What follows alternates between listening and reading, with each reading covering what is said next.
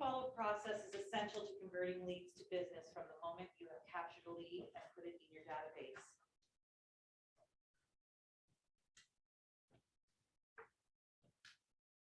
Lead follow-up. Keep every lead. Follow up with leads. Strengthen the relationships and qualify potential buyers and sellers.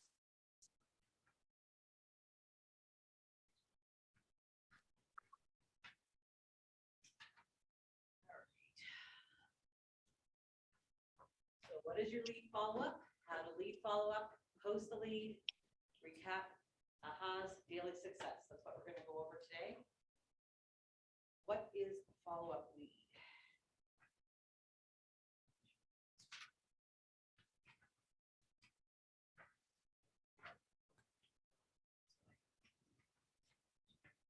Yeah, there's Yeah. so much more. Yeah, just way too much. All right. You look fabulous. Thank you.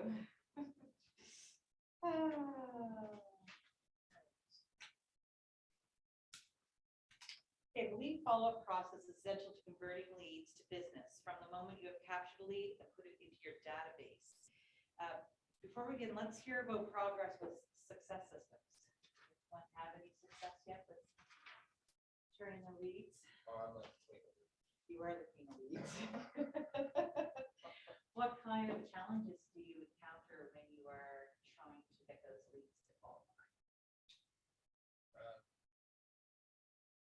Like right now, I'm having a hard time with various mortgage brokers.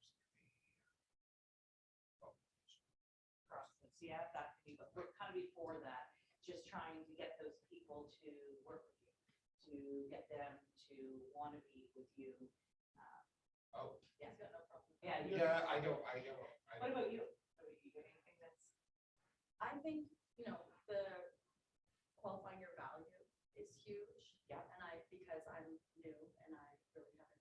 You don't have that confidence Yeah. built up yet of what you're trying to sell to them, I guess, in a way. Exactly. How about anyone online? I'm having a really hard time hearing. I don't know if it's just me or I've got my volume all the way up, but. It's not just you. Oh. It's like a whisper. It's like a whisper. Oh, no, and I'm not whispering. You guys all know I don't whisper. Is that better? Okay, yes, yeah, Okay. that's better. Probably just need the microphone over closer to me, so we're gonna. Okay, that's better. It's Monday. I'm tired and I'm going, oh my God, is it just me or what? No, it's better, but it's still not best. It's hard to hear you.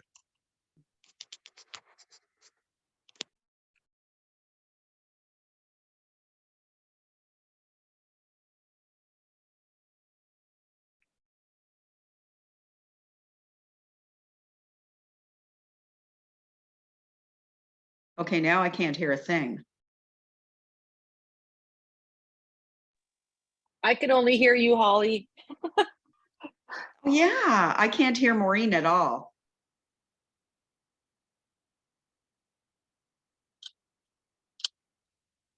Thought it was because I was on my phone today, but no, I'm glad it's not just me. Where can we do a chat here and let them know? Chat. They're trying to fix it. Oh, I You can see. Okay. see it on the screen. My screen is microscopic on this phone. Yeah, I couldn't do it on my phone. I'd be like, oh my God. I have to head to the Genius Bar soon, so I had to. Oh, right. And I have to go pick up my car. They keep calling me and I'm like, oh my God, stop.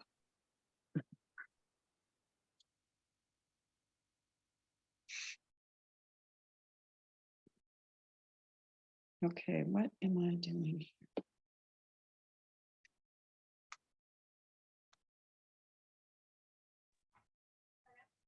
Hello, can you hear me now? Yep. Yeah, you can. Is it nice and clear or am I whispering? It's better. Thank you. All right, awesome. Thanks for letting me know. That would have been really awful. I know. Read my lips. All right. Again, just come get me. Thanks, appreciate it. Thanks, Jess. All right. So progress, I was asking what everyone's progress is with the with the success system. Are any of you guys like, what's your success like in your leads when you're getting them? What are you doing with them? Anyone online?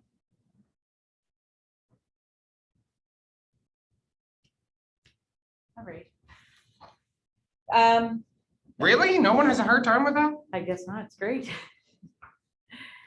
All right, What was the question then? Sorry. Okay.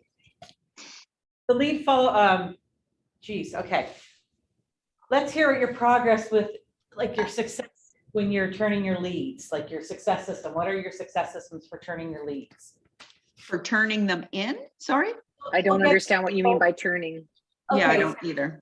turning a lead, so talking to someone and then getting that into a Decide. successful lead to Ah. buy with you or sell with you. What are you doing? Oh, I see what you're saying. Yeah, Well, you know what? It really depends on the situation. I don't do it. I don't think I do anything the same. Do you know what I mean? I probably do, but it really depends on where the situation I'm in, where I'm getting that lead. If I'm talking to them at an open house or, right, if I'm talking to them at the grocery store or whatever, it really depends. And Right. Sometimes we're successful and sometimes we're not, but I don't think that there's any one thing that I do each time. And if I thought about it, it probably is, but yeah, but right at this overall, moment, overall, I don't think so. it's your charm winning them over. Is that what you're saying, Holly? That's exactly what I'm saying. Yeah. No, that's what I'm saying. Okay. By the end of today, you will be able to describe the benefits of establishing a system of lead follow-up, apply the 19 to connect touch campaign with leads. And you'll be able to explain the importance of cementing the relationship with their leads. If you start thinking about what you'll learn today, let's consider what questions you might have and what about lead follow-up you'd like to know more about. So keep that in your mind as we're going today. You can also look back or think back to what you learned in previous sessions, especially in the last segment of Ignite, the lead generation portion. Okay. Yeah, I guess we are right here. Now we're on the lead follow-up page in the participant guide. Who can recall how we define a lead?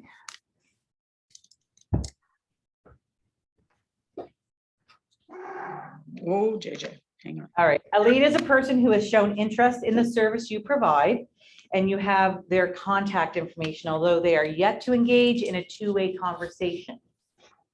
The goal of lead follow-up is to follow up with that lead with the goal of entering a two-way conversation. So you're asking questions, they're giving you answers.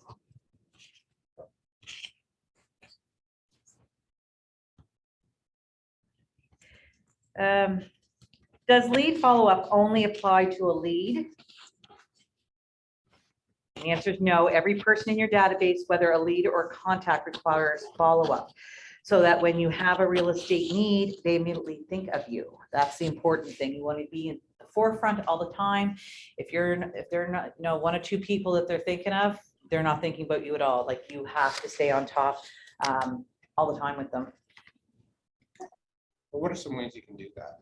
Like, other than Social just being like media, crazy and out there?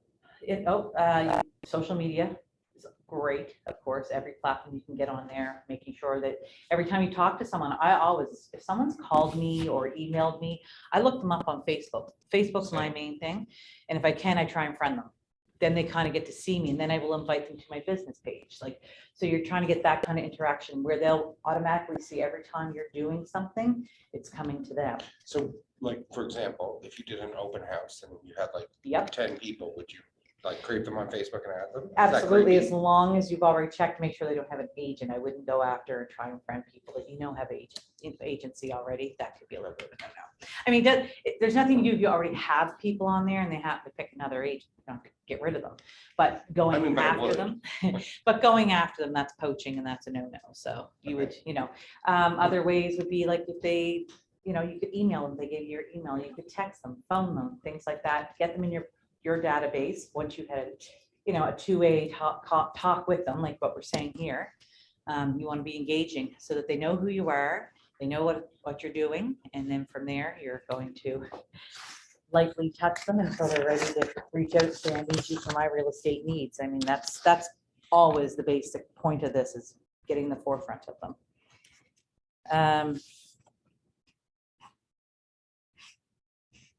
Does lead follow-up only apply to a lead? No, every person in your database, whether a lead or contact, requires follow-up, so that when you have a real estate need, they immediately think of you. Are the people you put in your database only in your real estate database? Probably not. Are you the only real estate agent they know? Not No. likely, right? How many other real estate databases are they in? How do they ensure that, how do you ensure that when they think of real estate, they immediately think of you? Allow for this, okay, allow for discussion on how we would do that, which is really what we just said, between social media, emails, texts, phone calls. So does that make it sound like it's more valuable to what you're gonna do? You know, how to get at the lead?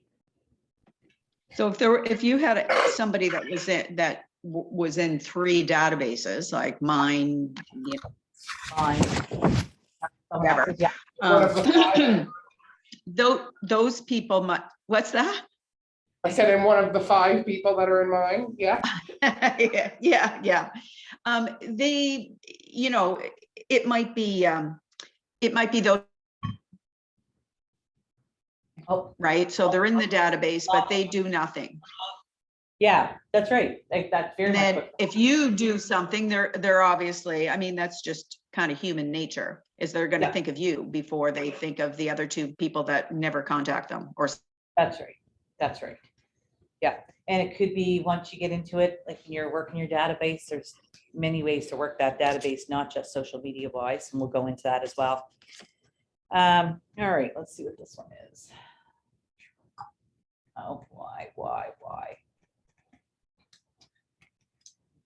Anything that could go wrong will go wrong. First microphone. This little sweet little thing that doesn't want to move. Or feel like that's what happened last time that my volume went. All right, let's see here. Let's review this graphic and what it means when it comes to lead follow-up. Everyone in your database lives on some point along these waves. At the top of the wave is when they purchase a house. The day after they buy a house, they move down the wave and continue until they begin to think about a new house. Over someone's lifetime, they have the potential to buy 1, 2, 3, or more homes. The distance between those purchases is on an average anywhere between 7 to 10 years.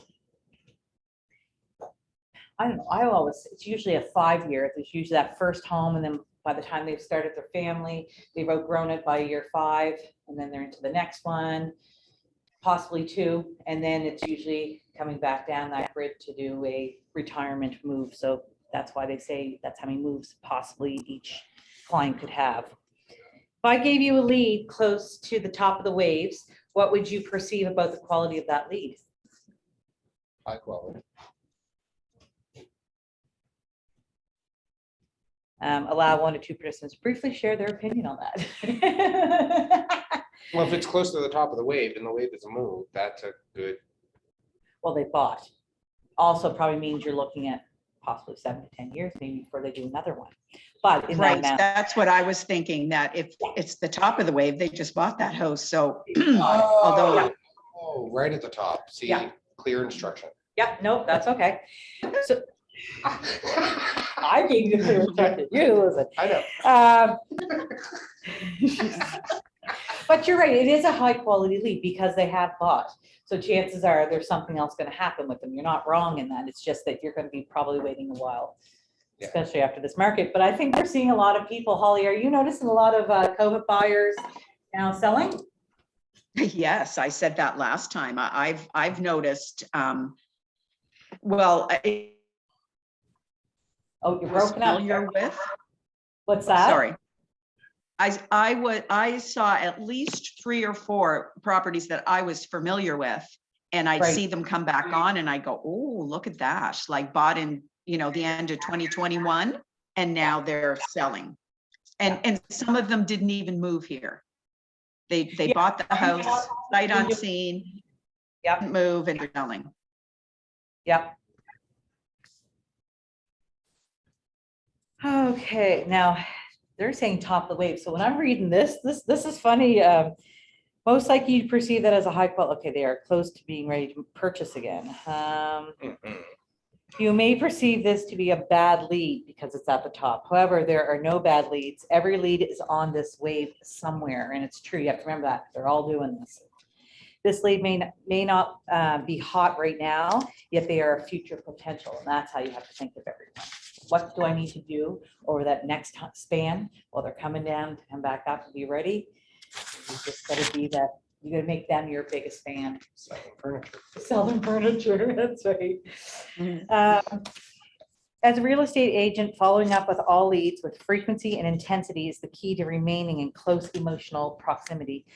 So as any lead approaches the top of a wave and are ready to purchase, if they think of you, this is where the importance and value of lead follow-up comes into play.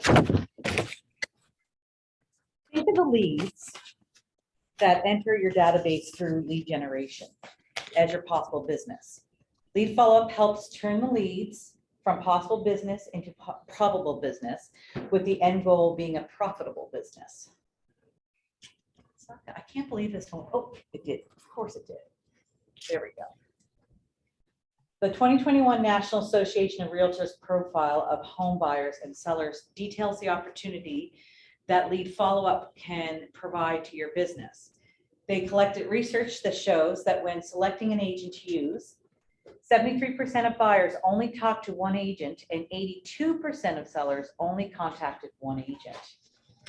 Since the data shows that most buyers and sellers only talk to one agent before deciding to do business with them, what will you do to ensure that you are that one agent for everyone in your database? Let her Well, rip, that's- people. Yeah, that's the whole idea. If you're top of mind to those people and they're only, going to choose one agent, then they'll probably choose you because you've been like bombarding them for the last 2 years with all your stuff. Well, they're showing you that you're a go-getter, you're tenacious. Yeah. You're not, you don't just give up because someone didn't talk back. And just showing, like, I know for myself, again, social media, everything I do with business is on there, whether it's my business page, whether it's my personal page. Make sure, because like I said, I think I said this in the last one, I squeeze every marketing strategy I can out of it. So accepted offer goes up.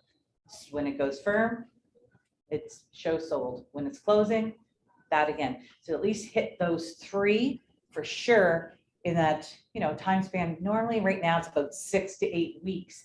So over that time, that one sale has gotten you 3 repetitive Right. things Yeah. in your business. Can you do an accepted offer if you're a buyer's agent and it's someone else's listing? Like, can you do that? You do, you say you have an accepted offer for your buyer. You don't post that picture or their stuff because you don't have the permission to promote what your client has bought. But if you're friends with the listing agent. No, well, you'd have to No. get permission from the sellers themselves. Yeah, like there's more to it from that side of it. So you're just better I want to off. go more into that because that's my dogs. Yeah, no, I used to do it and realized I was doing it wrong with that. Luckily no one cranked at me, but I didn't realize I was doing it wrong. So now it's just something cute, like just a picture of something that and promoting that I had an accepted offer or what have you. Or you could say something like, I just got an accepted offer for my buyer. Yay, something like yeah, that no. without Absolutely. putting that property information online. Thanks, Holly. You're Since the- welcome. Since the data shows that most buyers and sellers only talk to each other, so that's cool. Let me make sure I didn't miss anything. Put together with, all right. The concept of taking up space in people's, let's fair to this. If you aren't first or second in their mind, you probably won't get the business, which we were just saying. I don't know why. All right. The concept of taking up space in people's minds through staying in close emotional proximity to them is called mind share. Emotional proximity is a result of engaging in the touches with your database. Thinking back to the day you learned about lead generation, what touches are the strongest when it comes to relationship building? And what about weaknesses as well? I'd say strengths are FaceTime, or not like, Face to face, you mean? yeah, face to face. Face, Yeah. not, yeah, definitely face to face, because you build a relationship. People Yeah. get to know you, like you, trust you, whatever, right? And it's that looking in the eyes, right? There's a, like you say, the trust, but being able to look into someone's eyes, you know, Right. it's like. Yeah. That real, and it's an emotional contact, right? Once you've been in touch, it's like the smell, touch, feel type of thing. Like, you know, once you're there in person, you're real to them as well. Yes, and they're real to you.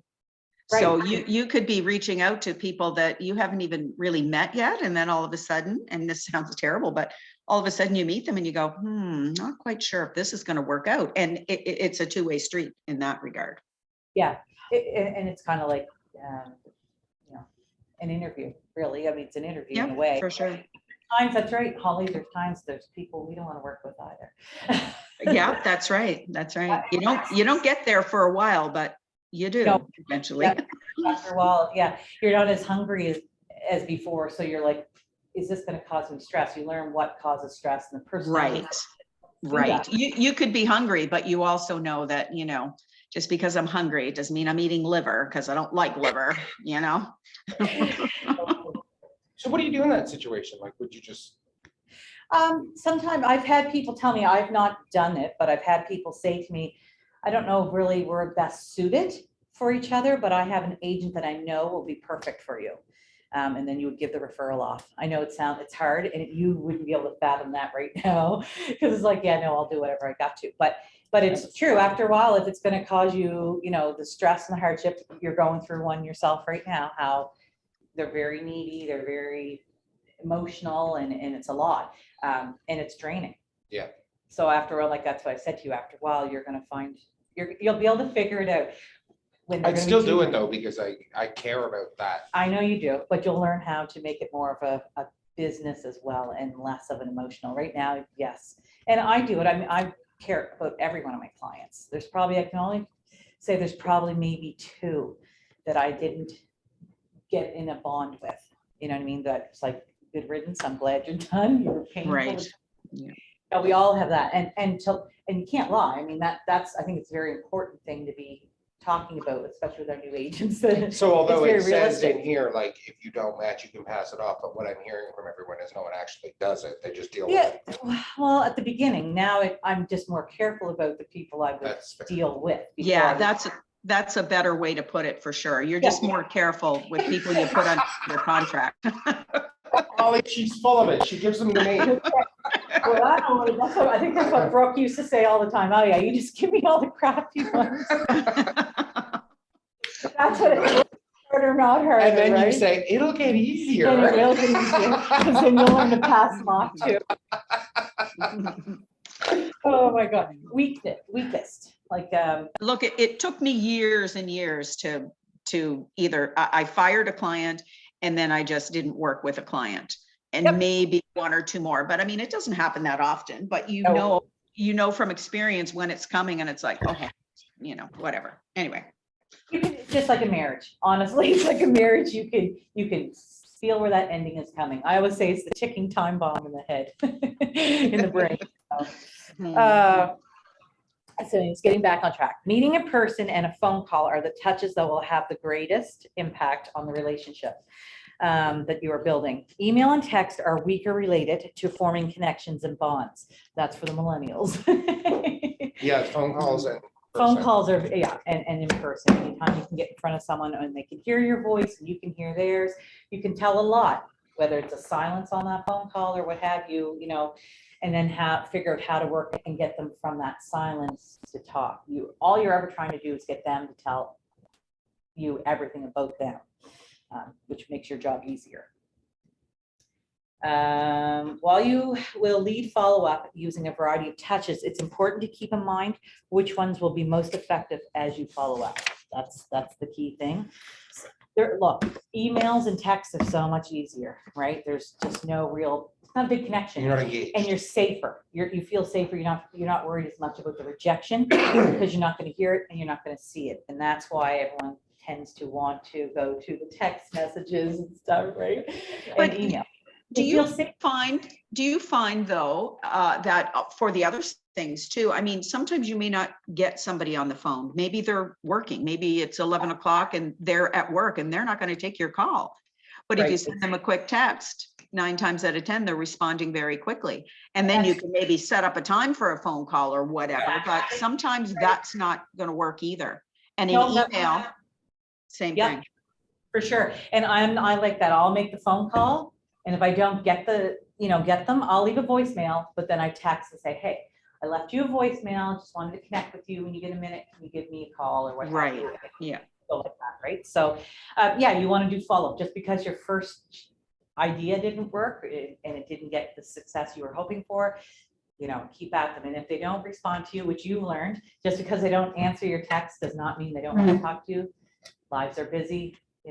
We're super focused, right? Especially new agents, we're super focused. This is what we need to do and what have you. But the people that are working on the things they're on, right? You're trying to get them to buy a home, but they're still got their 9-to-5 job or what have you, or shift work, and then they're sleeping and all other variables can come up. Oh, on that. yeah. The shift workers, you have to be very careful. Yes, Been there, right? done that. So, yeah, and you got to find that out about these, your leads, because then That's right. know when that opportunity is that works best for them. And that's why you say, when it would be the best time that we could chat? And maybe it's not till the weekend, because you're working shift work and sleeping all day. So, does anyone have any ahas from this little segment? No? Great. This is recorded, folks. What's your aha, Cameron? I'll put you on the spot. I mean, I think it's continuing. Yeah. From previous conversations that we've had. Yeah. But like, especially multiple points of contact, sending that email, sending that text and the phone call, they're really gonna, Yeah. you're gonna be on their mind. Yeah. So, and then they're gonna think, okay, well, now I have all these different ways to contact you. Yeah. Yeah, that's right. And until they say bug off, because every time we don't hear back from them, they don't give us a response, we think, okay, they don't want to talk to us. They don't want, they don't want me. They don't like me. The first thing goes in our heads. It's just a natural thing. One smart man said to me, what did he say? In a previous life, Yep. and there's language in this, but this is exactly This is how it was being delivered to me. But don't curse on this. We are recording. So in a previous life, and I worked in marketing and sales, I was literally told by the owner of the company, you do not stop contacting your client until they tell you to F off. Bleep. And it just ingrained in it just became so, well, that, like, I'm a pit bull when it Yeah, comes to that. it's a pit bull in a very nice way. Yeah, like I'm not You're tenacious, you're not aggressive. It's a soft aggression. So you just keep going. And until they tell you to stop, I do not want to hear from you again. Yeah. Then you keep going. That, and it's everything from, That really resonates. hey, how's your day going, to a Yep. funny meme, to Yep. an icebreaker, to make someone laugh, to whatever I need to get a response. Yep. And then I'm in. Yep, no, it's true. And those are great. Those are very great strategies, right? So for my newbie here, luckily he's had a lot of past lives. So you've got a lot of experience behind you on how to but I think like for myself, I've never had, getting into real estate, I didn't have any sales background. Customer service, yes, all about making you feel great and, look your best kind of thing. But when it came to actually being to ask for business Forward. and think, forward, I didn't have a clue what I was doing in it. And, I've been in this 5 years, so. But what's weird, I don't feel like I have a clue what I'm doing either, because I just do it naturally. Like, I Yeah, don't think there's a you- process yeah. involved. I just Yeah. go, No, and it's true. So you're just lucky you were, pushed. pushed early on, and that kind of will help. And it's gonna help our team too, because, 5 years in, and I still go, okay, well, they didn't talk to me, there's days, right? There's some days like, oh yeah, no, I'm going after you. But then there's some days like, okay, I'm tired, I don't want to do this. So it doesn't matter how far we get into it, we can still have those days, don't you feel, Holly? Indeed. We do Yeah. have those days. Yeah. I think that's a really good point about how it comes out naturally. Yes, We've got a number of KW scripts that everyone should be learning, and most of us don't, because we think we're going to sound like an idiot and it's canned and whatever. But if you practice them enough, they come out so naturally and so reflexively that Mhm. it's accepted, and it'll get you through a lot. The other thing I wanted to mention that we're kind of bouncing around now is that we've got so many restrictions in what we do, and one of them being this new immigrant law, that Mhm. a prospect is no longer a prospect. They're only a prospect until we find out whether or not they can buy. Yeah. You know, that's Yeah, where they that's went true. from Yeah. suspect to prospect. So just because they're live and they got, I showed 2 properties to people this weekend, both immigrants, 500,000, 600,000 budget. And, they here in Canada, they speak good English, everything is great, but can they buy? No. But will they be able to buy, Mike? Yes, but a year down the road or whenever. But Well, right now, right? On our waves. So they might be at the bottom of wave, but they'll be coming up to purchase, right? So you definitely put them in your database and you still, keep contact. You probably show them, put them on your collab center, kind of keep them warm until they get and then keep checking with them every so many months, 6 months, whatever that, I don't know what their process is, but for becoming, a Canadian citizen. And then from there, but I find a lot, people that have those hard challenges ahead of them before they can buy. If you're with them at the beginning, my experience is if you're with them at the beginning, they're with you when it's time, because they're so grateful that someone stuck it out with them and was Yeah. there to answer any questions or refer them to whoever they needed to talk to help them through their process. Because we become more than just that, sell a home to them, or, we do a lot of stuff, right? We infiltrate everything, whether it's find them lawyers and lenders and whatever else, Doctors. questions and stuff. Yeah, it's a whole thing. And that's, those leads are true loyal leads. I worked with one, I just closed them last end of summer, but I had got that lead in my first year. And they were from BC, beautiful couple. That first transaction I had with them, we were buying them a brand new build of Spryfield. And they were going to move here, and the company that the husband was going to move down to would not write a letter to say that he'd have a full-time job here. So without that letter from that new company, he couldn't get the financing. So that kiboshed their new built home. They were probably still there for, I can't remember how many more months, moved down to Halifax and rented. They probably changed rentals a couple times. I kept in touch with them. They kept in touch with me. And when it came time and they were ready, last January. So it took probably, I was still January or February or March, maybe it was, when I reconnected at that time, when they were completely ready to go ahead with what they were doing, and their financial situation had changed. And they bought, but we were still probably almost 6 months. I mean, sometimes it's quick. During COVID, we picked up a lead. You didn't have to do too much other than qualify them that they had a pre-approval and they were buying a house. But now we're going to be at more of this nurturing again. And we're going to need to work on our databases again too, because over that time, we probably weren't keeping up on them over these last 3 years as well as we should have, because of the busyness that we were in. Mhm.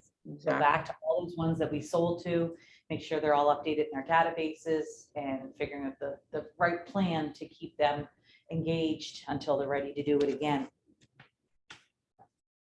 So just trying to think here. Yeah, so just like your intention to be strategic with your lead generation efforts, you should be strategic with your lead follow-up.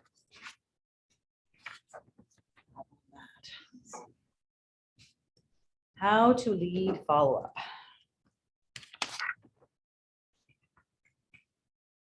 All right, being thoughtful about how you will follow up and leveraging the highest value touches that yield the greatest results.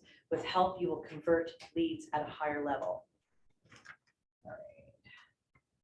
The fortune is in the follow-up mindshare page. Okay, your participant guide. There's the fortune is. That's where we're at. Follow-up Mindshare page. You find that?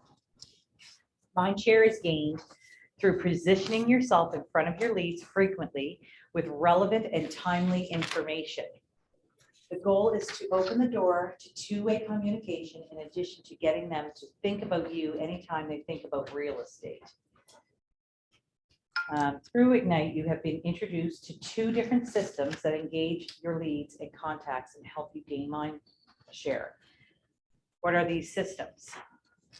Do you remember? So it was 19 to connect, 36 to convert. Did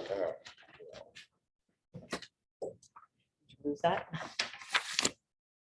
You guys have that? No, I don't even know It should where. be in there. I don't know where, but I know I see it. This one. 19 to connect.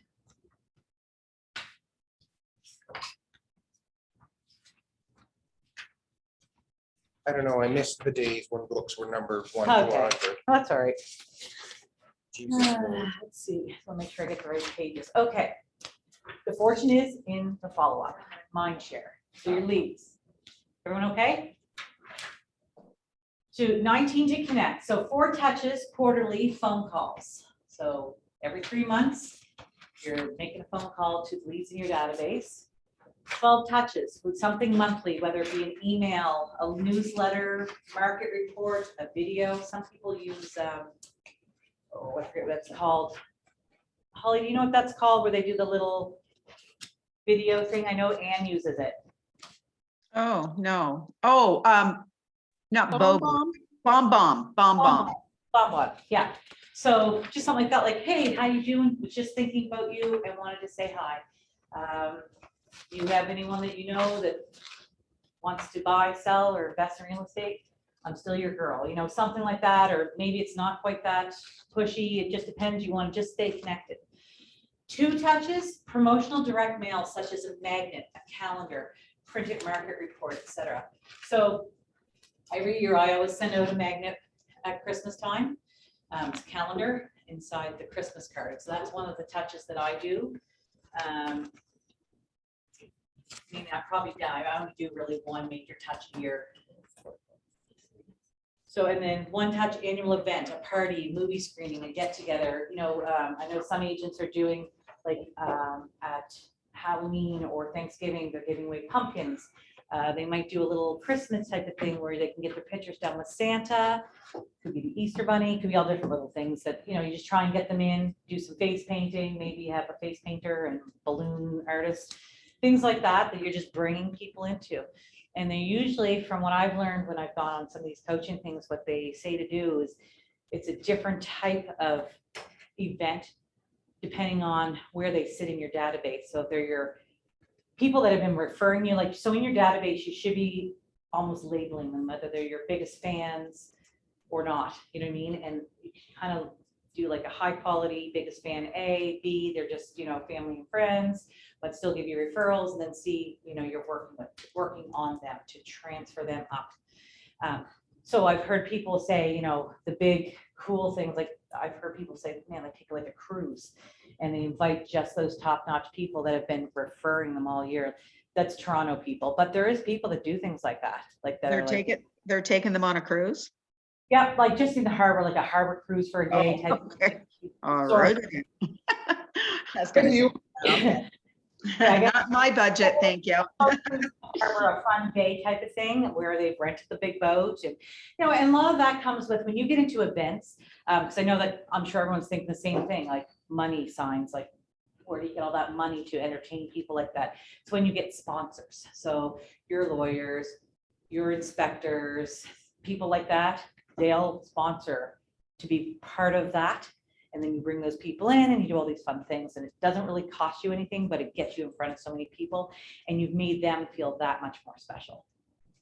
So you're looking at me. But that's what we're looking at here. All right, 1 to cement, a high value touch that solidifies the relationship you have. Just establish an open door for future transactions. That's a 1 high value touch. So your contacts, 36 to convert, 4 touches on the telephone, so every quarter, 26 touches, biweekly email, offering some type of information of value, like what the market is like in their area, what's been going on for sales and such. 2 touches, events, get-togethers, parties, and 4 touches, promotional direct mail, such as a magnet calendar, things. So that's 36 touches a year. I just did that. Okay. Considerations for your lead follow-up program. What are my strengths when working with people? How can I adapt the touches of 19 to connect to represent me? Does anyone have any ideas what they would do? I forget what they are already. Where's your paper, Holly? No, I don't have it up, but that's okay. So 4 touches, quarterly phone calls, right? That's one of them. 12 touches, the monthly email letters. 2 promotional direct mail, such as a magnet, what have you. And the other one is the 1 touch annual event. So, you know, not everyone's going to want to do things the same way. Why are you giggling? And we should not be here. Why? It's all, it gives you good ideas. This is No, important. no, but we're just distracted. Oh, okay. So yeah, like, but you'd have to figure out your own strategy, and especially in some, it might be different depending on if you've evaluated their personalities, how you may be contacting them and what kind of things you do with them as well. Yeah, that's very true. I probably send a bi-weekly email and that this is just me. Just for the simple reason that I think that's almost bombarding somebody's email because I don't like getting it. So, and maybe that's the wrong mindset to have, like maybe once a week or, you know, maybe 3 times. I think that means basically Once every 2 weeks. once every 2 weeks, Holly. Oh, right. I was thinking twice a week. Yeah, okay. And I get that too. I think the same thing. But yeah, you're right. So you would just do some soft touches. Mhm. And that's why with Command, we have the smart plans that you can put that out and you can set it up with certain people. You can have them flagged for a specific, you know, touch that can go through there. Right. Mhm. And, True. really don't do anything. You just set up a little written thing. Hey, just thinking about you, what have you. What are some reasons I might have for contacting the lead? What are some touches to do before and after a phone call? Happy birthday, happy anniversary, whole thing. Anniversary.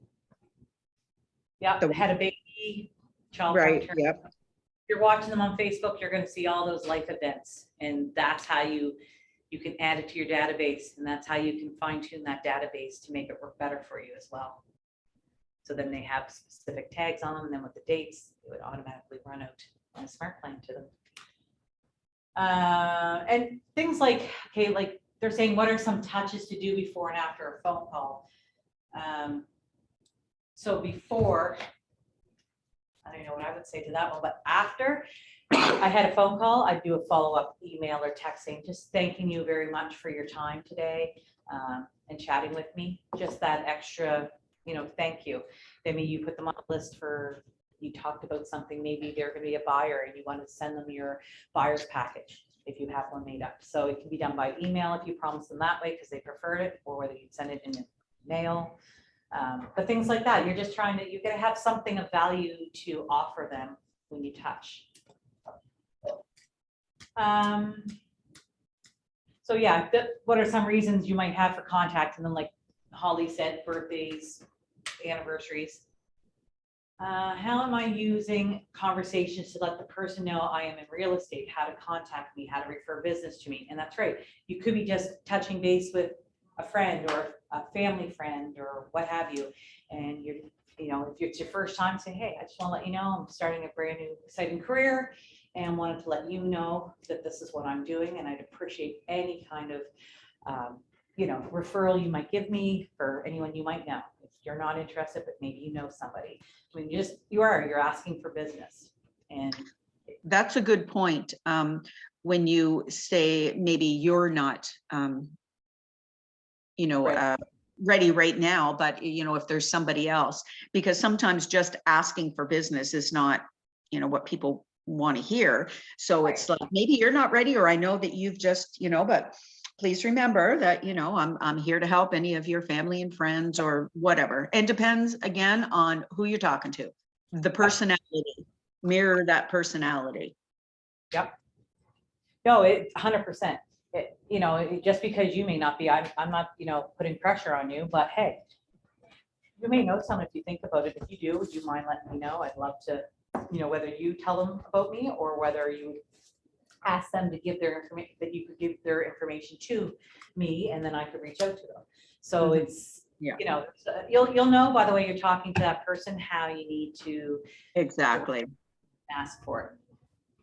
How am I using conversations to let the person I know I'm in real estate how to contact me? So, you know, that's exactly it. When is it best for me and my business to time block for lead follow-up? Everyone is different. So Holly, you said something and I agree totally with you. And you're saying, you know, I might decide to call someone at 11 o'clock in the morning, but they're working and they can't take that phone call. And I know a lot of our training is telling us get up first thing in the morning and do your lead generation and call people.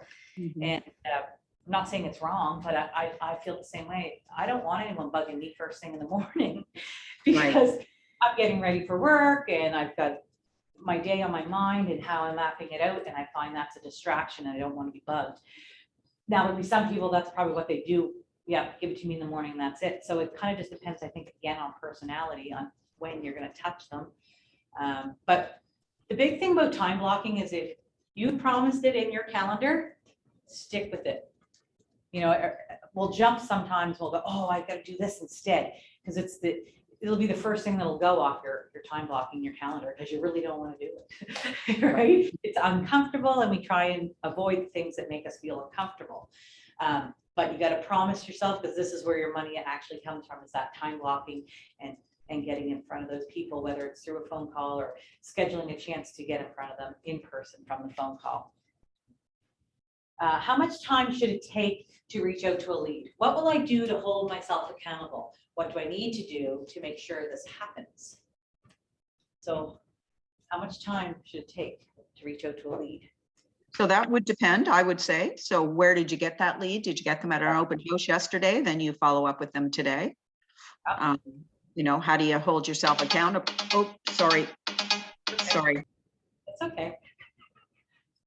But it's true. The minute you get that lead, you're right. If it's an open house, you've already been in front of them that day. And hopefully you've made that first impression, which is the most important. So yeah, then you'd want to do a follow-up the next day. It's great meeting you. Love meeting your family. Whether this home you viewed with me yesterday was your home or not, I'd love to sit down and chat more in depthly about what it is you're looking for in a home, what meets the needs for your family. And when's a good time we could get together and I could, you know, or talk to you more in depthly about that. So, you know, you know, and then once you get them and they're receptive to you, in your database they go, and then work with them as accordingly as you need to. What will I do to hold myself accountable? It's by not kicking out your time blocked portion of going after those leads. And make sure that it happens. You know, you got to shut down everything else around you. If you're, you know, you have space and you need quiet time to make those phone calls, you don't want there's disruptions while you're doing that. Because Yeah, like your phone. No kidding. going on. Anything, a text message coming, oh, I got to answer that. Nope, they can wait. And I'm bad for that. I'm a very much jump. The second something's got to, you know, comes to me, I want to be on it. I'm that type of. But you got to promise yourself when it comes to lead generation, you don't let your distraction. So if it's an hour a day you're going to put out there, or 2 hours a day, whether it's morning, whenever it is, block them out and don't let anything disrupt it. It's your best success to the business is promising that to yourself. That's how you're going to make the money and not starve to death. All right, so we're looking at all this stuff again. All right, so annual calls, text, it's the same thing we just sort of. Calls, text, conversation, connect with every lead quarterly, offer something of value, ask for a referral. So even though you've either got in front of them because you've door knocked or what have you, and they're not interested, that's fine. Can you keep me in mind? Here's my card, and here's a couple more in case you have somebody that might need my service. 12 email, newsletter, market report. So a birthday card, 4 market reports. So every quarter you would throw out a market report. 4 informative videos. So it could be in a video or maybe it's something else, but it could also be that way. 2 informative emails. So what do you think you'd be putting in your emails? Just maybe what's gone on, if you know their area over the last 6 months, maybe even just, wrap up the amount of sales that have happened in that area, what the average sale price was in that area, the typical homes that sold in that area, and a neighborhood newsletter. That's not easy to find. You're right, you're learning that, right? To kind of hone in and try and figure that out. And then promotional direct mail, 2 of those a year, local sports team schedule, annual calendar. So yeah, like I'm starting to kind of do a niche and farm my area of where I live. And I got in touch with the local folks that kind of have their own little association for my area and trying to get involved with anything there. Like I know they're going to start pickleball, and I've been thinking about starting pickleball, not that I know how to play, but I think it's a great way to get in front of people and make acquaintances and new leads, right? Mhm. And event, you can do anything, organize a neighborhood park cleanup. That would cost nothing, and it would get you out there, like your team or what have you, or more people, and just out there helping the community. You make a bigger impact when you're a part of the community. Okay.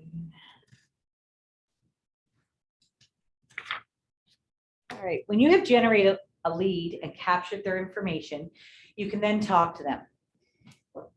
Always make sure they're not under contract with another agent. Number 1, always double check that. Oh, there you go. Okay.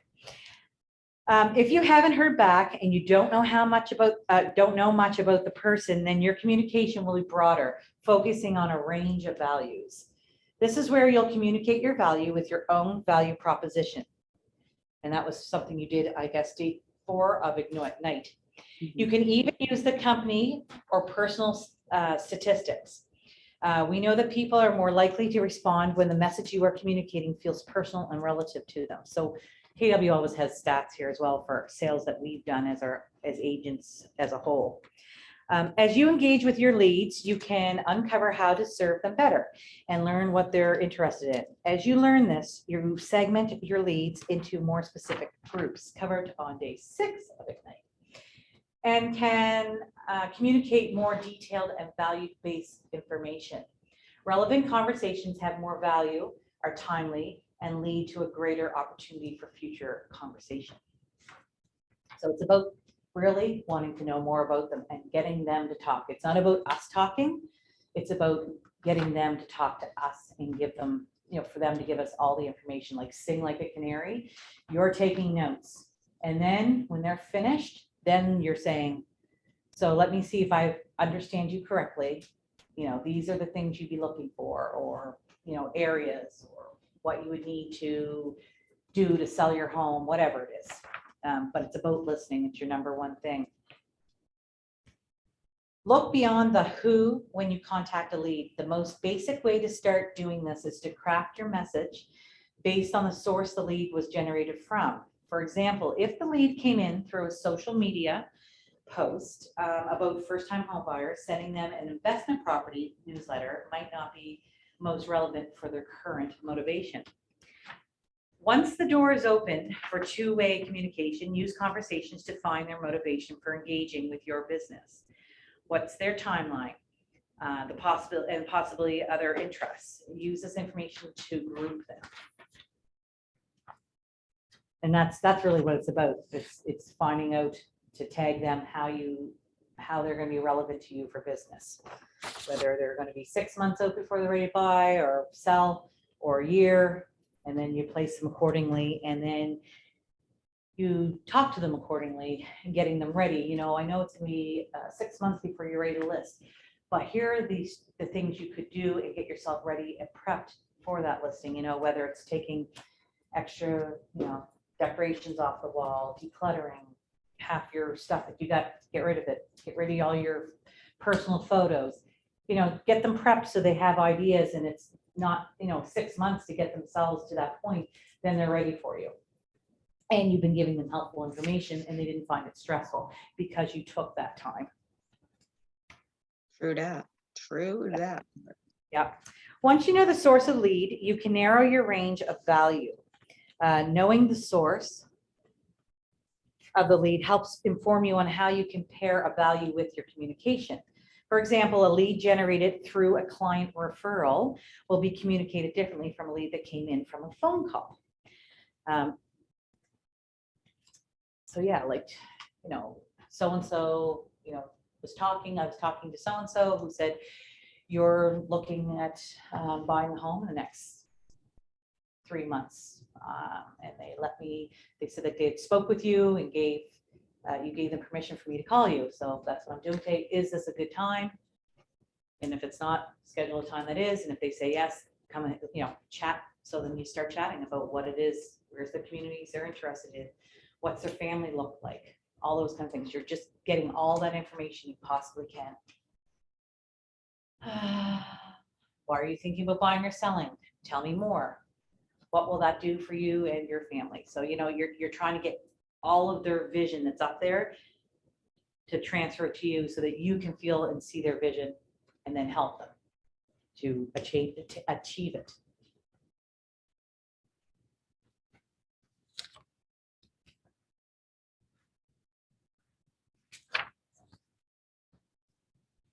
feel like this is almost, let's just see here. Okay, columns. All right, so calls. Why are you thinking about buying or selling? Tell me more. So it's the same one. I'm not quite sure why there's two of the exact same thing. Ahas. All right, what's our ahas? Anyone feel like they learned something from that?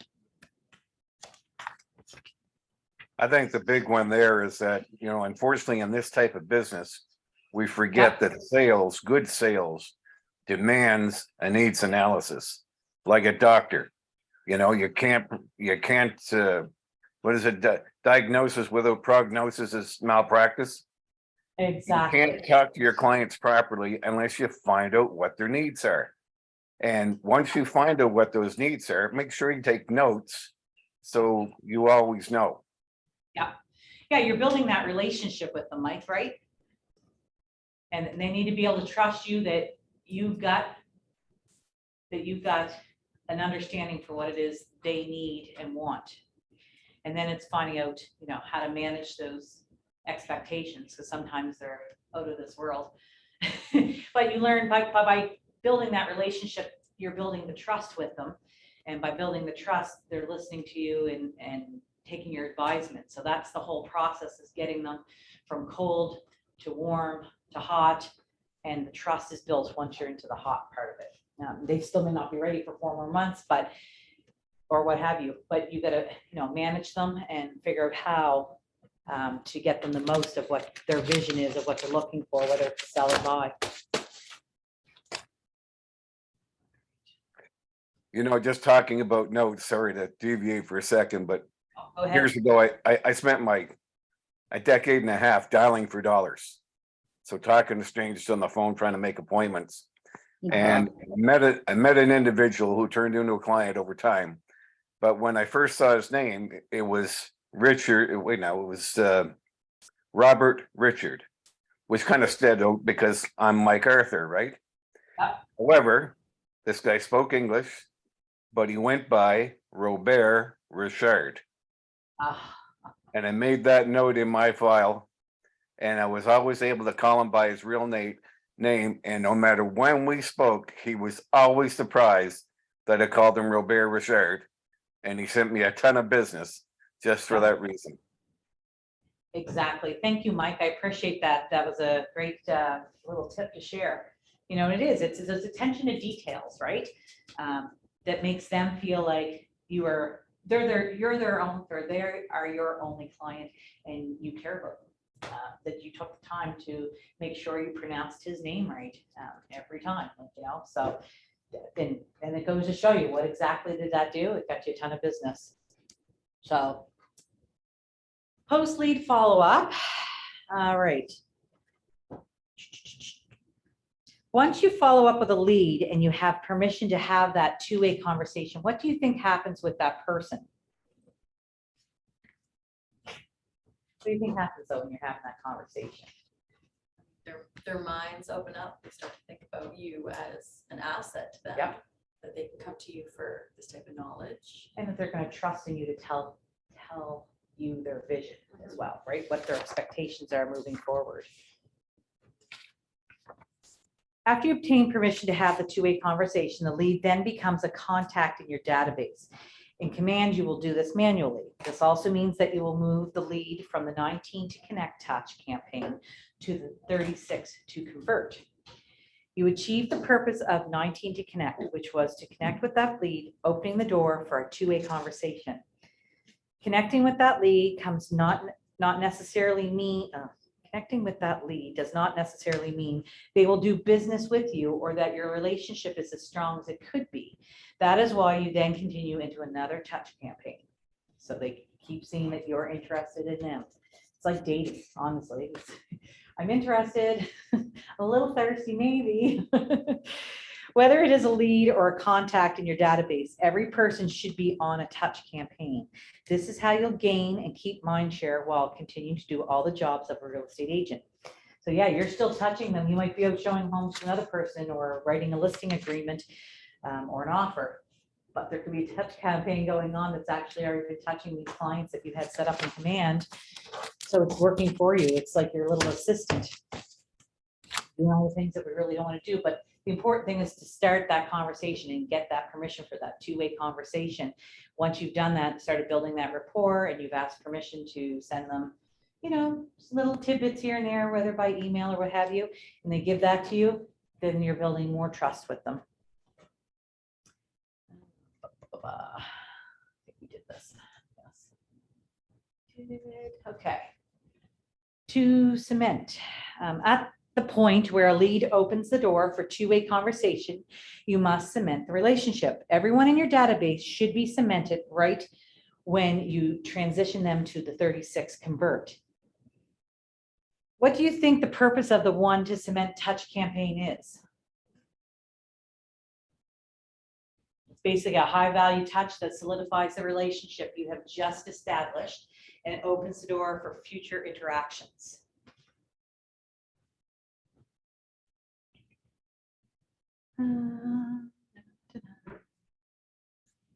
Tell them about the service you provide. Help set up a conversation for later. Serve as a reminder of the interaction. Tell them how to refer business to you so that if they're not needing you at this time, you know, here's the ways, here's my card, here's my, now we have, I call them, I lost my virtual cards kind of thing, like your QR codes and things like that. Like you can just pass those on and send them by text. Say, you know of anyone, please give them that and they can contact me. What are some of the options you could offer as your One to Cement? What are other agents using and finding success with?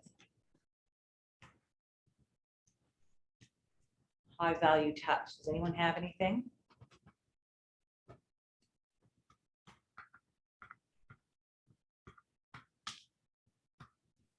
Maureen, I just want to say that it's not that I don't want to contribute. I'm a firm believer that sometimes you need the meeting and sometimes the meeting needs you. And I'm in a position where I need the meeting. So if I'm not contributing, that's why. That's There you okay. That's okay. I just know we have a few of our seasoned agents on there, so I was just hoping maybe they would help to offer some. Well, one, you know, you want to make sure that they're aware of anything new that's coming on the market. So you are a valuable asset because now they're not losing out. So often, especially in this market now, you're talking, oh God, we wanted to look at that place, and every time we called up the agent, it was already sold. Well, the reason you're dealing with me now is because you're going to be one of the first people to know. You're going to be ahead of the other group. You know, let them know what's sold in the area. So again, they're aware. Any changes in the marketplace. Yep. If they're still debating whether they should be a renter or should be a buyer, you know, let them know there's a change in the rental laws for the next 2 more years. Yep, that's right. Yeah, just kind of giving them that kind of information they may not know about yet, and how to be your real estate expert, really. I mean, we're being the expert for them, and talking about, yeah, what's going on. And you're right, I don't know how many people I'll talk to and they'll say, oh, you know, I'm on Viewpoint every day, or, and like you say, that, oh, I missed that one, you know, blah, blah, blah. So I always say, you may not be ready right now. What I'm gonna do is I'm gonna set you up in my collab center. You're gonna get listings as they come new to the market on the day they arrive. Use it as an education. That's why I tell them, use this as an education so you can see how long things go on for, the price point they're going on for, which I set them up in their price point of interest anyways of their affordability. And then they can see how long it was on market for, how many days before it went under offer and sold, and what it sold for. So it kind of gives them that education is what I used to call it, or what I call it, so they can kind of see what's going on with the market. Yeah, and they don't have to go on those other sites where they can click on other agents to work with. And the other thing, I don't know how many people in the room there went to the home show this weekend. That's Yeah. one of the best learning experiences that we as agents can have. Plus, it's a center of influence. And I told everybody on my list about the home show because many don't know about it.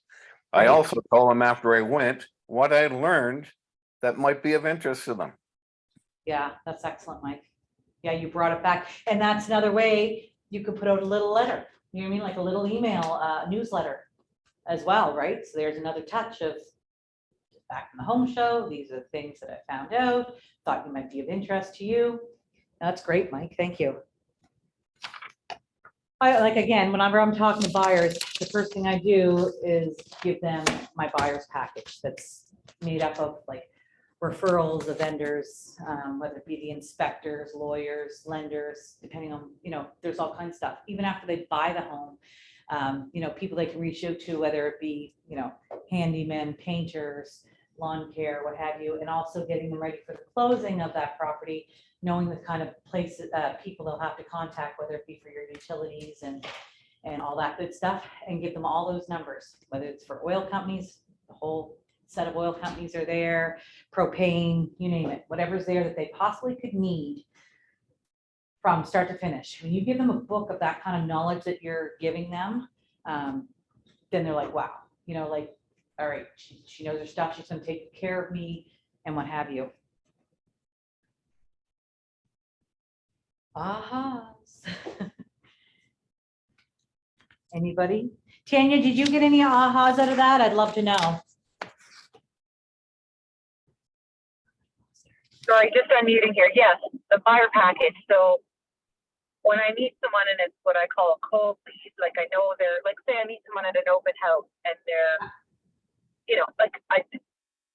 and they don't explicitly say, yes, please, I'm looking for a realtor or whatever. So I think that first connection of, hey, can I stay in touch with you is usually what I said. I'd like to keep in touch with you and, answer any questions you might have. But that's kind of more awkward than what you're suggesting is, hey, can I send you my buyer's package?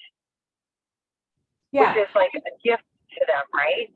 I'll bring some. I'll actually have some printed off, and I feel like they really are and they don't have an agent, of course. Obviously, I'm not giving it to anyone that has an agent, but yeah, I mean, hello, here's my value right there. This is how I can help you. This is how I can guide you, and I have my stuff together in order to be the right agent for you. Right? You're building that value proposition of why they want to work with you. So can I ask your opinion? So I know for me, when I get, like every time I come on Ignite, I have to search Ignite from Jessica's email and look up the book. I just haven't saved it locally, but I find email attached get Sorry, very, very quickly. Sorry, you cut out after I find email. Yeah, sorry, I'm crossing through Burnside and I switch towers here every time. Can you hear me? Yeah, I can, Tanya. Okay, so I guess my question is it more valuable? Like, obviously you want their email address, but I find that for me, attachments and email just get buried. Right? Is it more valuable to ask for their email address and their address to mail them the package? Sure. I mean, well, I've never asked for their mailing address. I've only ever gone after phone numbers and emails. The other thing you could. I think that's what she meant, though. Ask for the email address so that you can email that package. Is that correct? Well, no, I'm thinking like what's getting you a better response rate from these people when you offer the buyer's package? Because if you send it to their email and, you know, they use that same email for every shopping that they do, that's gonna get buried very quickly versus if you actually print it and mail it to them, they may keep it on the coffee table or on their desk Oh, or I like see. more valuable. I see what you're saying. Yeah, no, I see what you're saying. I mean, that's, if they're willing to give you their home address, you know, then, yeah. The other thing you do is if you don't have them at your open house, a buyer's package, the lure there would be then, hey, if you don't mind leaving me your email and phone number, I'd love to contact you and set up a time to give you and go over my buyer's package and help you with the preparation of getting ready, you know, like there's, to get in touch, get in front of them again, you know what I mean? So you can almost Right. use it as that kind of a thing, like I've got something to give you, when can we set up a time to meet? Or, you know, maybe I can pop into your place and, you know, who knows, right? Like, I've never asked for their little mailing address. I'm not saying you can't, but it might be a little more challenging. But Have who you knows? had any feedback, like as realtors, we can look up where anybody lives? Like if they, I'm just gonna run this example, because I never want to be too, like I want to be bold, right? Because I took bold, Yeah. but I never want to be too bold or zesty, I'll call it. So you meet someone at an open house and they have a unique enough name that you can figure out where they live. Have you ever gone into like that info hub icon on our login page for the NSAR and looked up where they live and taken the liberty of mailing something to them, or would that be kind of creepy? Personally, I think it'd be freaky, but I'm not Yeah. saying it can be done or shouldn't be done. I don't know. What Okay. I think. How did you, yeah, I'd be creeped out. Yeah, okay. Yeah, I thought that's how I feel. But I got Kate in my head going, "Be bold, be bold." No, and it's a great question, Tanya. What does anyone else think about that? I think women could get away with a lot more than us men could. Very true. Yep, no, that's right, Mike, you're right. 100%. Okay, each day in Ignite, you grow in how you think, feel, act, and implement what you've learned. From learning and ahas, you move forward toward achievement of your big life. And that's what we're here for, right? To achieve our big life, our big goals. Taking the time to reflect on what you've learned is important in building your confidence and celebrating your growth. We'll do this actively after each learning session so you can keep track of your learning journey. All righty.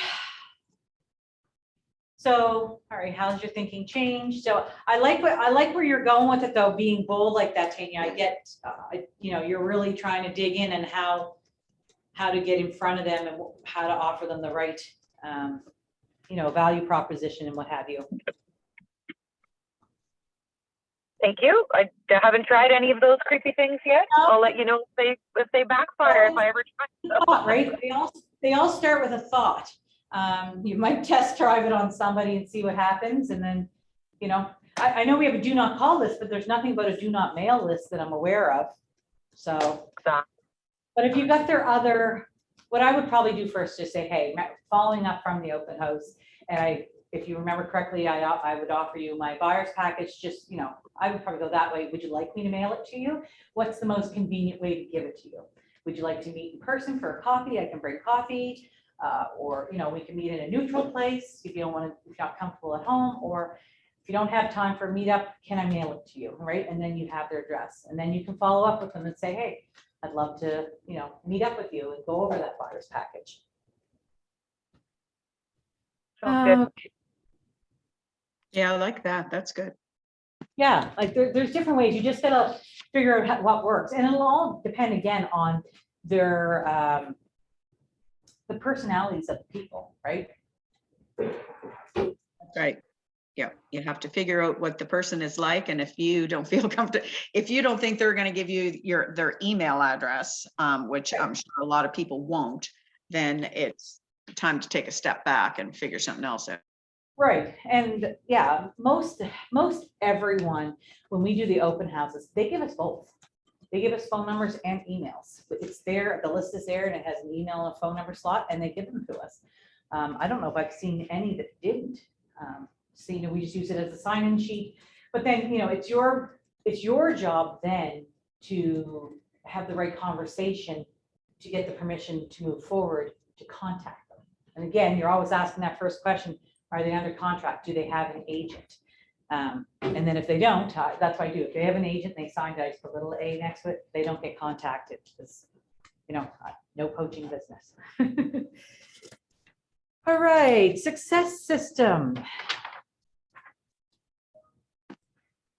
So something you can do is get a person to role play with 20 minutes a day. You can pick up the phone with, your someone that you're willing to have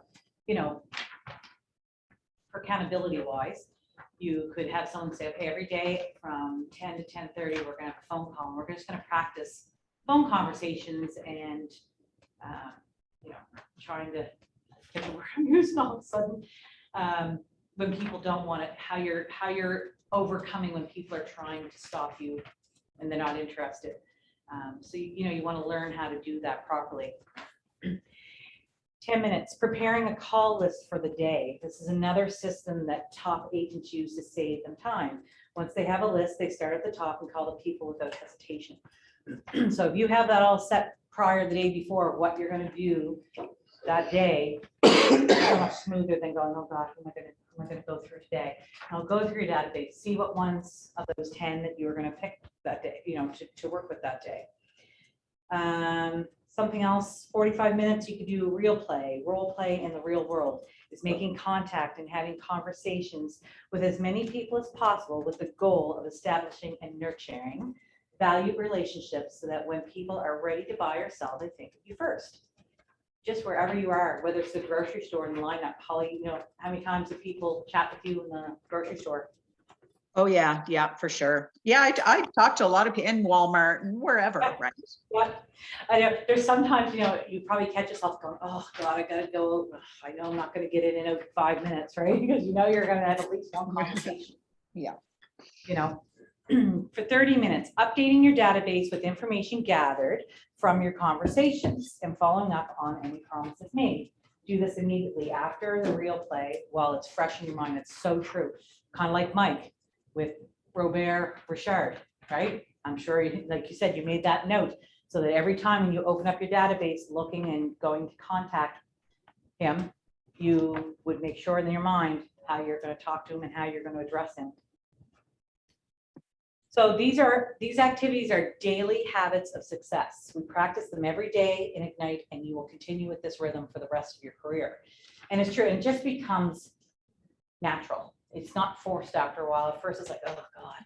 But if you put it in your calendars and you push that system, you'll just do it. It's habitual. Use the pages in your participant guide. Let's say work all together. We don't do that part. So let's see, here we go, daily success. All right, let's move into our success system, timekeeping in mind that the purpose is to develop the mindset, the skills and tools you need to build relationships and secure an appointment with a potential buyer or seller. Your daily success system tracker includes 10 conversations with your sphere, people you know and who know you. So those are the comfortable ones, right? You feel good, it's easier to talk to them, right? Because you know them, it's not awkward.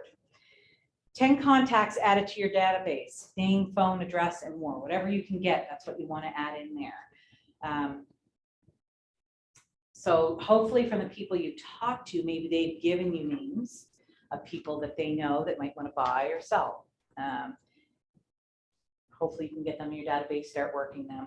Then 10 handwritten notes, express gratitude or let people know that you're in real estate and appreciate referrals. That's always a great thing to do. But the other thing is after you've had conversations with someone new, it never hurts to send out, I know it sounds hokey, but if you send out a thank you, really appreciate your time. A lot of people do it by text, but something personal addressing them and thanking them for their valuable time. Utilize the 10-5-1 model for social media engagement and any other enrichment you can think of. You will be accomplishing many of these goals during your success system time. Keep doing these activities outside of class time, our time together as well. During the final update time, you may also write notes and engage social media. So we're not doing any of that today, but you could have like a cute little generic note, basically for those type of people that you know, you had a conversation with today or a text message, and you can just say, you know, thanks for your time, appreciate it. Look forward to having another chat with you, you know.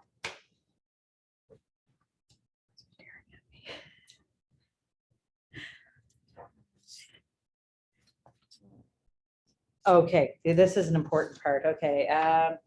In addition, practicing conversations and dialogues will prepare you for success. That is appointments, signed agreements, signed contracts, and sales closed.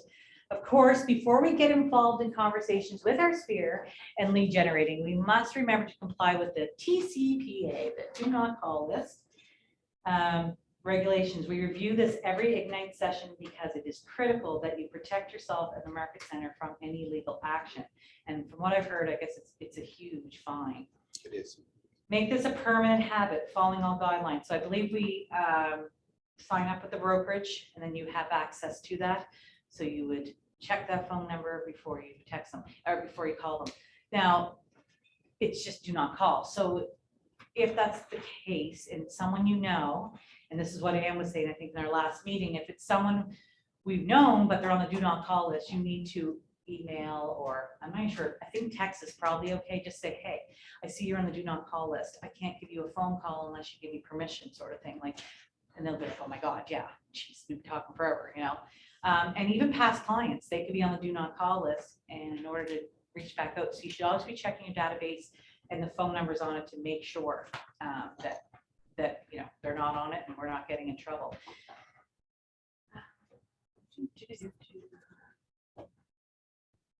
Okay, so all that's done. All right. There we go. Almost, we did all that.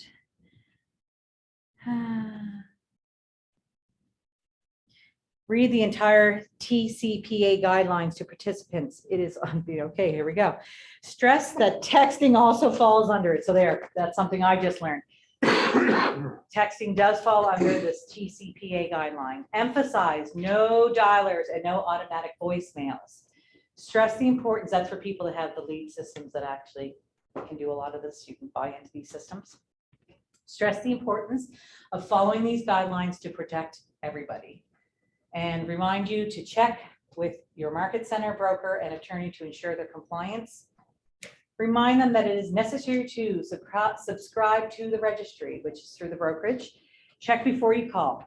Update your call list regularly and honor consumers' requests. Know the state and federal laws, which I'm sure a lot of us are pretty, you probably know them real well. But a lot of us, yeah, we're probably need to sharpen up on them. It's essential that agents learn this now rather than later when they encounter trouble with non-compliance, and nobody wants to be there. I engage every conversation in the spirit of contribution, and people are happy to be in a relationship with me. It's what you can give them versus what they can give you.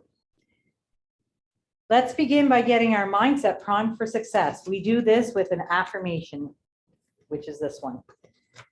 All right. Now it's about role play. We're not role playing, are we?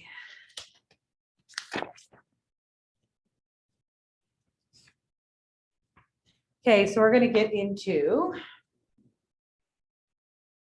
prepare your conversation list. Your daily lead generation time consists of 3 parts. Prepare, so preparation. When you determine who you will connect with today before you begin, you will either write names on a conversation sheet or generate a list from your database. So that's about preparing those 10 conversations. Taking action. When you connect with people through conversation, this is your most valuable activity. Building relationships with people in your database and takes up most of your lead generation time. Maintaining them. When you update contacts in your database, you will enter additional information you've learned from your conversations and follow up on any commitments you made, whether that be, the person's name, like Mike had said, whether it's, I promise you my buyer's package. Those are the type of things, follow up and make sure you commit to what you promised to.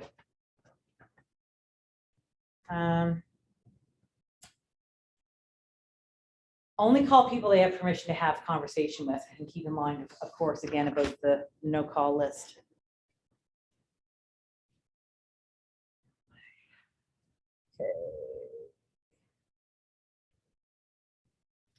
Real play activities in the classroom are money-making activities done with support and guidance of you and the other participants. Every day in Ignite, we will spend time lead generating activities. The thing you'd be doing is begin with an affirming message when you're saying something to them. You know, what would you might say if you're starting a call? Hope your day's been great. So far, yeah. What about you? What would you say? I wasn't listening, sorry.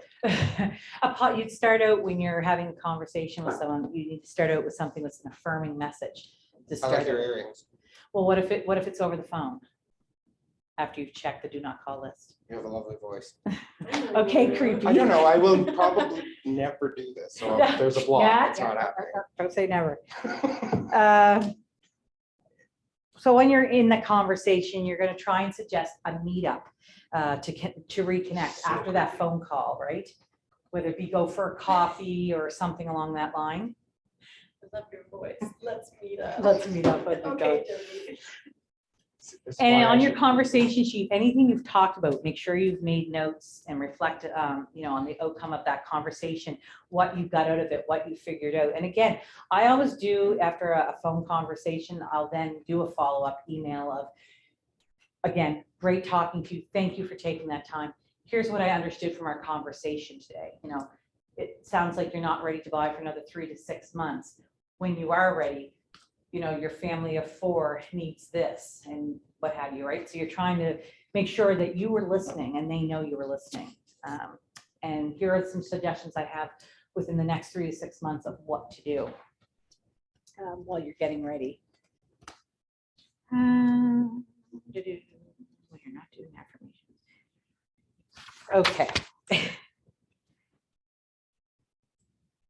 Update contacts, which is what we're saying. Make sure you put everything in your database, anything you learned about them.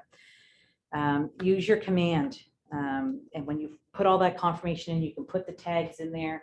And that, again, will help you to convert and put them into drip campaigns or soft touches through everything. Because command will do everything for you if you put them in right and you've categorized your people right, whether they're buyers, sellers, what they need, their time frame, all of that.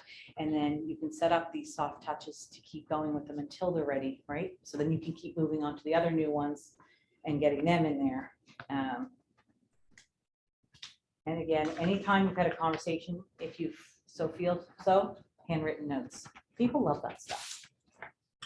Right? Mail coming in, we don't, all we get is junk anymore in bills. So that nice handwritten, you know, little thank you note goes a long way with your card and calendar or anything else you want to put in there. All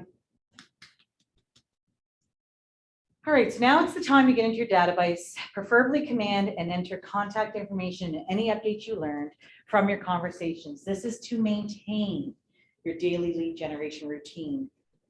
So yeah, it's mainly up there.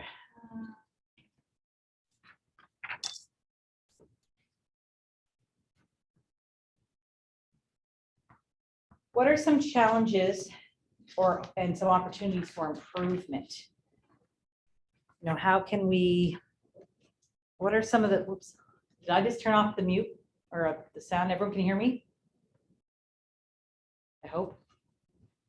Can everyone hear me? Yes, we can.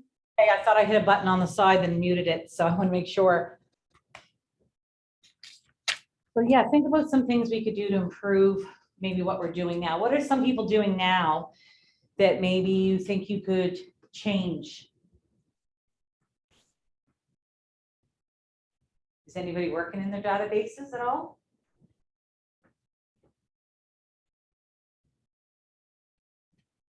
Okay.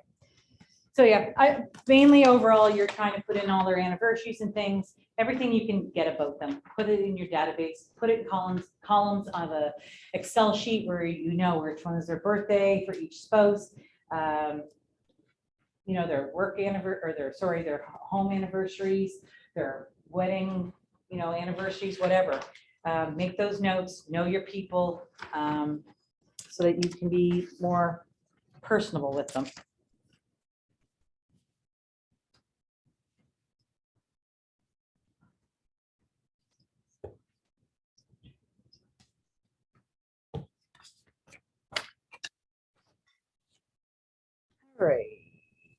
our success system, sorry, Sorry, Maureen, it's Tanya. I was just gonna say thank you. I have to jump into my Genius Bar appointment.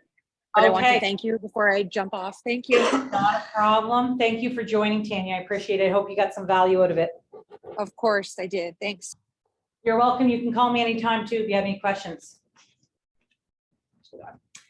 Okay, our success system time together for today is over, and yet building your successful real estate business isn't. If you didn't complete all your conversations, added contacts, handwritten notes, or follow-up on promises made, finish those on your own. So just think about what you want to put out for a little thank you note, or, you know, have something readily available after you've done a follow-up, like from a call, and how you're going to follow up. If you have something sitting in a notes section where you can copy and paste, it makes your time quicker as well for generating those thank yous out and what have you for touching them. Like, so it's not like every time you're typing everything, you can copy and paste it, add their name, add a little something, of course, very personal to what that conversation looked like as well, but you got to start on it, right? And if you're doing it on your phone, proofread it before you hit send. My God, Mike, you're so right. I don't know how many times I'm like correcting myself of the stuff I put out and go, oh God, I didn't even say that. That kills me. Oh, every time that phone, well, I'm telling you, it's wicked. All right. So again, use Command to connect to help you. There's lots of stuff in there. Get into your Connect. It'll teach you all of these. All our videos are recorded in there where you can rewatch them and pause them as you need it till you take some more notes and what have you. And I'm always available if anybody has any questions from today or want to know more of what I do or what my buyer package looks like or anything like that. I'm more than willing to share it with you to give anyone an idea to help you put your own value package together for your clients moving forward. Thank you, everyone. I appreciate it and your patience with me because I'm not a teacher. Yeah, you are. No, I'm not. But it was great talking with everyone and seeing everyone today, and have fun with what you learned today. Maureen, thanks for being an abundance thinker. You're willing to share.